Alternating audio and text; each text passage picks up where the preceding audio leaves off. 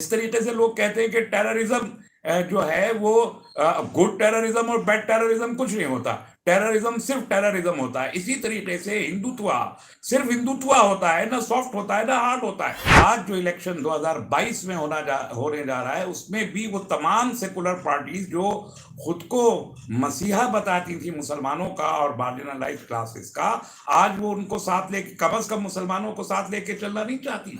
मुसलमान का वोट तो थप्पड़ मार के लिया जा सकता है, मुसलमानों के वोट की तो मजबूरी है कि सेकुलरिज्म को नहीं देंगे तो किसको देंगे। दूसरी, हमारी जो मैक्सिमम स्ट्रेंथ है 25% एंड अबव वोट की, 25% एंड अबव, वो 140 सीटों पर है। 2017 का जो इलेक्शन था उसमें मुस्लिम तंजीमों ने, मुस्लिम इंटेलेक्चुअल्स ने और हमारे उलमा ने मायूसी का एक आलम इख्तियार किया था। हमने मायूसी के आलम में हथियार डाल दिए थे। 403 असेंबली सीटों में एक भी सीट ऐसी नहीं है जहां 3% या उससे कम मुस्लिम वोट हो।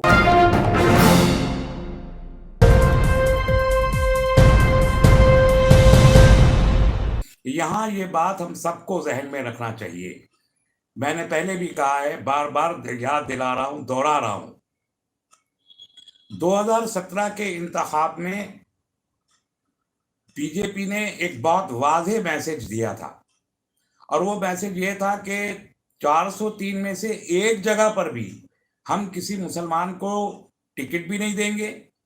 शमशान और कब्रिस्तान के नाम पर, जिना और पाकिस्तान के नाम पर इलेक्शन लड़के टोटल कम्युनल पोलराइजेशन करेंगे, मुसलमानों को गाली देंगे, उनको हाशिए पे रखेंगे, इस्लाम को बुरा भला कहेंगे। ये सब करके, इलेक्शन को पोलराइज करके, विदाउट मुस्लिम अगर कोई पॉलिटिकल पार्टी इलेक्शन लड़ती है तो वो सबसे ज्यादा ताकत हासिल कर सकती है, 312 सीटें जीत सकती है। ये एक बड़ा क्लियर मैसेज था जो 2017 में बीजेपी ने दिया, और तमाम दूसरी सेकुलर पार्टीज ने इस मैसेज को एक्सेप्ट किया। और उसका नतीजा है कि आज जो इलेक्शन 2022 में होने जा रहा है, उसमें भी वो तमाम सेकुलर पार्टीज जो खुद को मसीहा बताती थी मुसलमानों का और मार्जिनलाइज्ड क्लासेस का, आज वो उनको साथ लेके, कम से कम मुसलमानों को साथ लेके चलना नहीं चाहती। इसलिए कि बीजेपी का पढ़ाया हुआ वो ये सबक 2017 से याद है सबको कि बगैर मुसलमान के ज्यादा से ज्यादा कुव्वत हासिल की जा सकती है, और मुसलमान का वोट तो थप्पड़ मार के लिया जा सकता है। मुसलमानों के वोट की तो मजबूरी है कि सेकुलरिज्म को नहीं देंगे तो किसको देंगे। 40 साल से सबक पढ़ाया गया है हमको कि बीजेपी को हराने के लिए कोई गधा घोड़ा सामने आए उसको वोट दिए चले जाइए, और वो सबक इतना ज्यादा पढ़ रखा है अब कि भुलाए नहीं भूल रहा हम लोगों से। तो ये बात जानती हैं सेकुलर, सो कॉल्ड सेकुलर पार्टियां। मैं किसी को अब सेकुलर नहीं मानता। ये बदकिस्मती है कि अब मुल्क में जो इंतखाब हो रहे हैं, और मेरी ये बात नोट कर लीजिए कि मुल्क में जो इंतखाबात हो रहे हैं वो इंतखाब सेकुलरिज्म के नाम पे नहीं हो रहा है। सेकुलरिज्म बैक सीट पे चला गया है, हमारी मेमोरीज के, हमारे जहन के नियाखानों में चला गया है सेकुलरिज्म। अभी जो मुकाबला हो रहा है वो मुकाबला, ये बात नोट कर लें, ये मुकाबला फाशिज्म और कम्युनलिज्म के बीच है। ये मुकाबला फिस्तायत और फिरकावारियत के बीच है। सेकुलरिज्म का इसमें कोई लेना देना नहीं है। भूल चुके हैं सब, सेकुलरिज्म को गाली समझ लिया है। अब बड़े बड़े सेकुलर नेता बोलने लगे हैं सेकुलरिज्म का मतलब है मुस्लिम अपीजमेंट। ये बात आज इस मुल्क के बहुत बड़े बड़े सेकुलर हिंदूज बोलने लगे हैं, सेकुलरिज्म का मतलब है मुस्लिम अपीजमेंट। इसलिए सेकुलरिज्म अब किसी की प्रायोरिटी नहीं है।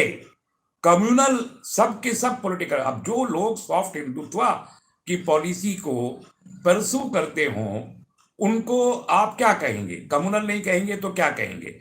भाई, मेरे नजदीक हिंदुत्व सिर्फ हिंदुत्व है, वो ना सॉफ्ट है ना हार्ड है। जिस तरीके से लोग कहते हैं कि टेररिज्म जो है वो गुड टेररिज्म और बैड टेररिज्म कुछ नहीं होता, टेररिज्म सिर्फ टेररिज्म होता है। इसी तरीके से हिंदुत्व सिर्फ हिंदुत्व होता है, ना सॉफ्ट होता है ना हार्ड होता है। लेकिन ये सो कॉल्ड सेकुलरिस्ट ग्रुप्स ने अपने आप को ये साबित करने की कोशिश की है कि हम सॉफ्ट हिंदुत्ववादी हैं। तो भाई सॉफ्ट हिंदुत्व का मतलब कम्युनलिज्म, और हार्ड हिंदुत्व अगर कोई चीज होती है जो है ही, तो वो फाशिज्म है। तो ये मुकाबला फाशिज्म और कम्युनलिज्म के बीच है। हमारी जिम्मेदारी ये है, ये क्यों हुआ था कि 2017 में बीजेपी ये मैसेज देने में कामयाब हुई। ये इसलिए हुआ था, मुझे माफ कीजिए अगर मेरी बात किसी को तल्ख लगे तो उसको समझने की कोशिश कीजिएगा। ये इसलिए हुआ था कि 2017 का जो इलेक्शन था उसमें मुस्लिम तंजीमों ने, मुस्लिम इंटेलेक्चुअल्स ने और हमारे उलमा ने मायूसी का एक आलम इख्तियार किया था। हमने मायूसी के आलम में हथियार डाल दिए थे। हमारी जानिब से कोई एक्टिविटी नहीं थी। जितना बड़ा कम्युनल कैंपेन, जितना बड़ा नफरत अंगेज, जितना बड़ा दहशत ज़दा करने वाला कैंपेन बीजेपी ने शुरू किया था, उसमें हमारे लीडरशिप ने, हमारी तंजीमों ने, हमारे इदारों ने, हमारे उलमा ने, हमारे दानिश्वरों ने ये मुनासिब समझा कि वो पीछे बैठ जाएं, और वो पीछे बैठ गए। तो इसलिए सिर्फ ये एक रीजन था कि हमारी मुस्लिम क़यादत ने हथियार डाले थे, सरेंडर किया था। अगर हमने सरेंडर न किया होता तो ये याद रखिए, 20% की आबादी, सिंगल लार्जेस्ट पॉपुलेशन मुसलमान है उत्तर प्रदेश में, सिंगल लार्जेस्ट पॉपुलेशन है। चाहे यादव हो, चाहे निषाद हो, चाहे राजभर हो, या ओबीसी का कोई भी तबका हो, या दलित हो, या एससी हो, या एसटी हो, मायावती की पार्टी हो, समाजवादी की पार्टी हो, कांग्रेस की पार्टी, किसी के पास 20% का फिगर नहीं है। सिर्फ आपके पास 20% का फिगर है।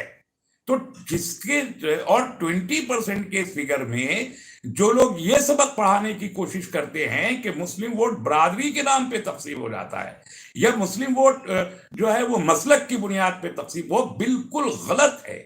झूठ बोला जाता है, प्रोपेगेंडा किया जाता है, बिल्कुल नहीं है ऐसा। मेरे पास स्टैटिस्टिक्स मौजूद है, मैं आपको बता सकता हूं कि कितना सीवियर जो है वो हमने मुत्तहिद होके कहां कहां कितना वोट किया है। मैं एक एक सीट को आपको बता सकता हूं, लेकिन इस वक्त मैंने अगर वो तफसील बताई, मेरे पास ये सब मौजूद है, तमाम तफसीलात मौजूद हैं। अगर मैं उसको बताऊं तो अंदाजा होगा कि कितना हम लोगों ने मुत्तहिद होके वोटिंग की है, और कहीं बरादरी के नाम पर या मसलक के नाम पर वोट ना हमारा तकसीम होता है, ना पहले कभी हो, ना आइंदा होने की उसकी उम्मीद है। इसलिए ये 20% का टोटल एक वोट है।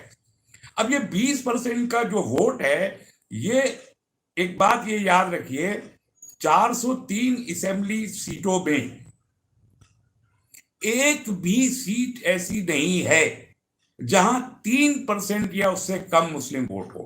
मिनिमम वोट तमाम 403 सीट पे, याद रखिए। मैं आप लोगों को समझाने की, बताने की, और जो चीजें आमतौर पर एक आम आदमी नहीं जानता, मैं वो चीजें भी आपको बताने की कोशिश कर रहा हूं कि आपका कि नॉलेज में इजाफा हो, और सुनी सुनाई और प्रोपेगंडे में जो हम लोग आ जाते हैं, वो प्रोपेगंडे का खंडन हो, उससे बाहर निकलें और सच्चाइयों को जानें। 403 में से एक भी सीट ऐसी नहीं है कि जिसपे मुस्लिम वोट 3% से कम हो, एक भी नहीं है। तो हमारी प्रेजेंस तमाम 403 सीट्स पे है, पहली बात ये याद रखिए। दूसरी, हमारी जो मैक्सिमम स्ट्रेंथ है 25% एंड अबव वोट की, 25% एंड अबव, वो 140 सीटों पर है, 140 सीटों पे।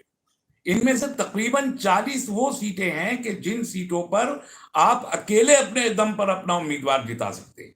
मिनिमम 40 सीट्स ऐसी हैं जिसमें, और जब ये बाइफर्केटेड ओपिनियन हो, फ्रैक्चर्ड वर्डिक्ट हो, जहां पर मल्टीपल पॉलिटिकल पार्टीज कंटेस्ट कर रही हो, वहां पर 30-35% का वोट अगर आपके हाथ में कंसोलिडेटेड है तो आप तरह वो सीट जीत सकते हैं। ऐसी 40 से ज्यादा सीटें उत्तर प्रदेश में मौजूद है, उनकी भी लिस्ट मेरे पास मौजूद है, वो शेयर कर सकता हूं, और अभी मैं करूंगा, अखबारात में मैं इन चीजों को भेजूंगा, तो वो चीजें आप पढ़ सकते हैं और वो देख सकते हैं। तो 140 सीटों में से बीजेपी ने ये खौफ दिला के मायूसी के उस आलम में जहां हमारी लीडरशिप सरेंडर किए बैठी थी, 140 में से 108 सीटें बीजेपी ने 2017 में जीती हैं।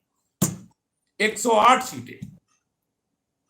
तो क्या इस वक्त ये जरूरी नहीं है कि इन 140 सीटों पर हम इस अंदाज से टैक्टिकल वोटिंग करें कि 140 सीटों में से बीजेपी कोई सीट न जीत पाए?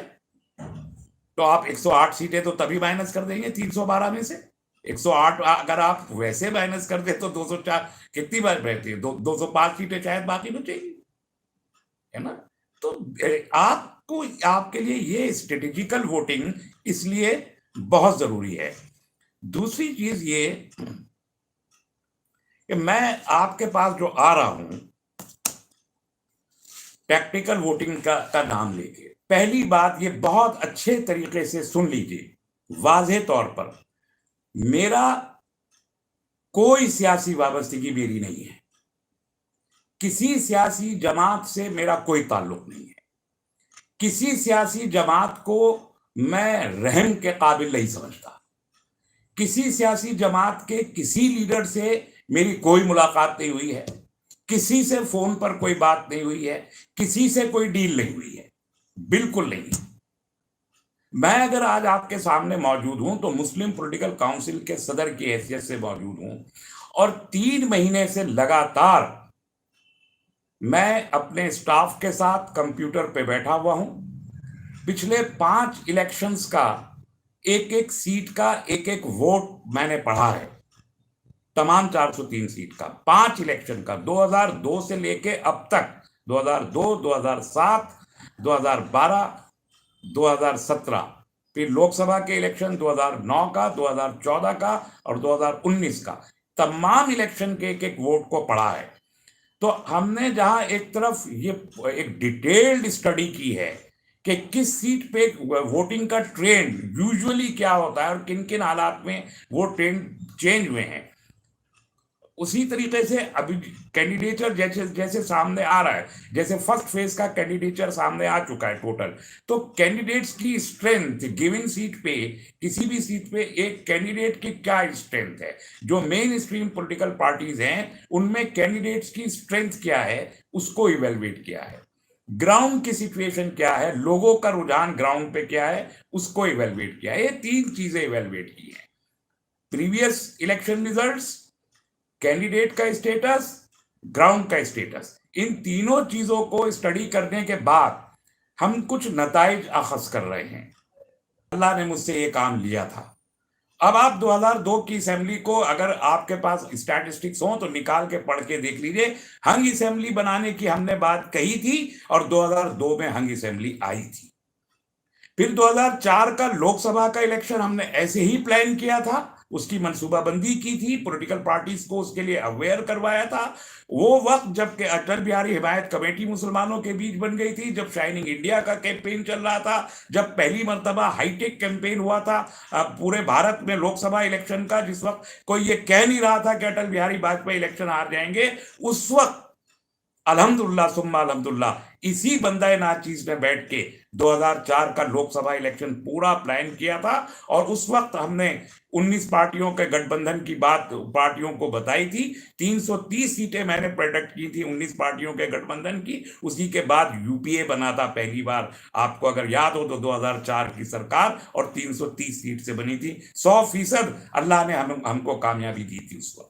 2007 का इलेक्शन भी ऐसे ही प्लान किया था, लेकिन हमारे ही कुछ हमारे जो तंजीमों के लोग थे उन्होंने गड़बड़ उसमें की थी, वरना उसमें 206 सीटें मायावती को मिली थी। मायावती तकरीबन 18 सीट उसने हमारे प्लान से जायद हासिल की थी, जिसके नतीजे में उनकी एब्सोल्यूट सरकार बनी थी, वरना वो भी हंग असेंबली होती।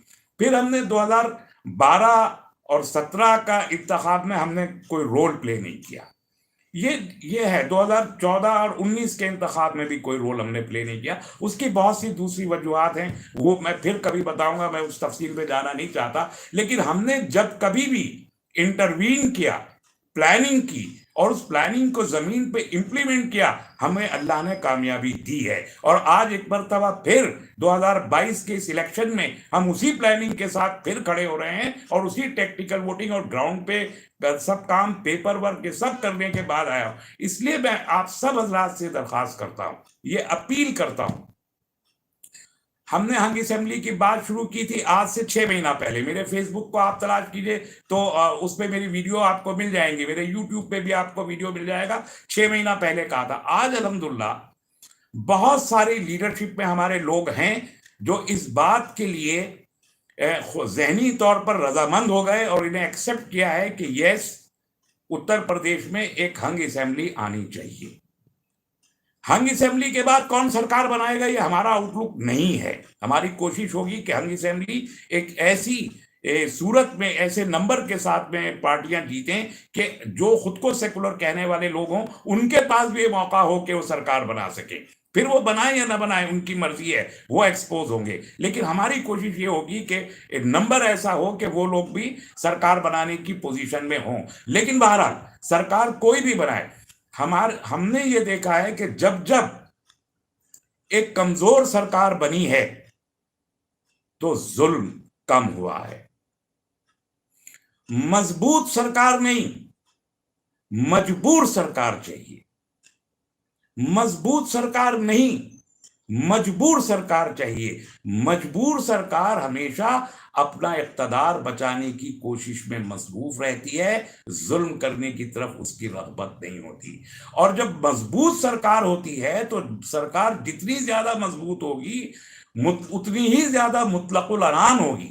वो डेमोक्रेसी को डिक्टेटरशिप में बदल देगी। आप पिछले 5 साल से देख रहे हैं कि सरकार जितनी मजबूत थी उतनी ज्यादा डिक्टेटर थी। उसने इंसाफ से काम नहीं लिया, उसने कानून को अपने हाथ में लिया, उसने दस्तूर को अपने एतबार से मोड़ा, उसने जुल्म किया। और जुल्म हर तबके पे किया, मुसलमानों पे भी किया, दलितों पे भी किया, SC ST पे भी किया, OBC के ऊपर भी किया। तमाम जो भी सरकार के मुखालिफ थे उन सब के ऊपर जुल्म किया, इसलिए कि जमहूरियत के नाम पर वो डिक्टेटर बन गए। ये डिक्टेटरशिप का मौका नहीं देना। हमारी पहली तरजीह ये है कि उत्तर प्रदेश सबसे पहले 2002 की सिचुएशन में वापस जाए।